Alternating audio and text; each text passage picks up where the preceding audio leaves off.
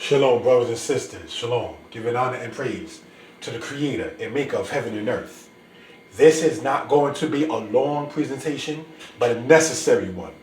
Alright, we want to talk about the aspect of the word Elohim. Alright, this has been discussed in many circles, many discussions. But what we see right here, bara Elohim, this is a phrase you might see in Genesis chapter 1 verse 1. Bara is a lamed aleph verb because it ends with the letter aleph. Alright? And bara Elohim means God, He created. So we want to point this out. Now, let's understand something. In Hebrew, the verb must agree with the noun. The noun must agree with the adjective. The adjective must agree with the noun as well. So we want to point this out. In Hebrew, you have it to where, biblical Hebrew, where the verb precedes the noun in many cases. All right, so let's understand that. Bara means He created. Third person, masculine, singular. Elohim. Now, as we've been pointing out for some years now, just because something ends with im doesn't always make it plural 100%. Elohim is one. Mayim is one, meaning water. Betulim is another one, meaning virginity. So just because something ends with the word im doesn't automatically make it plural. All right.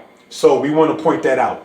The fact that the verb is in a masculine singular shows in Hebrew grammar the fact that it must agree with the noun. The author knows in Genesis 1 that Elohim is the immensity of the power.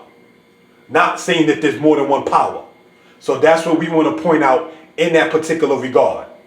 All right. Now, this one here.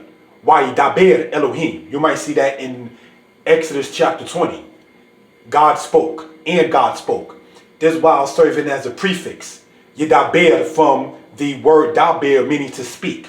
This is a PL verb stem. This bara being a qual stem. Okay. Now, daber means and he spoke. Who is he? Elohim. Now, had this been plural, it would have said baru. This would have said dabru. It would have, brothers and sisters, had a wow here, this going, a shawah here, and that would have been they, third person, masculine plural. But as we can see, such is not the case. So we know good and well we don't have to deal with that aspect there, nor with that aspect there. All right, so bara Elohim, God, He created.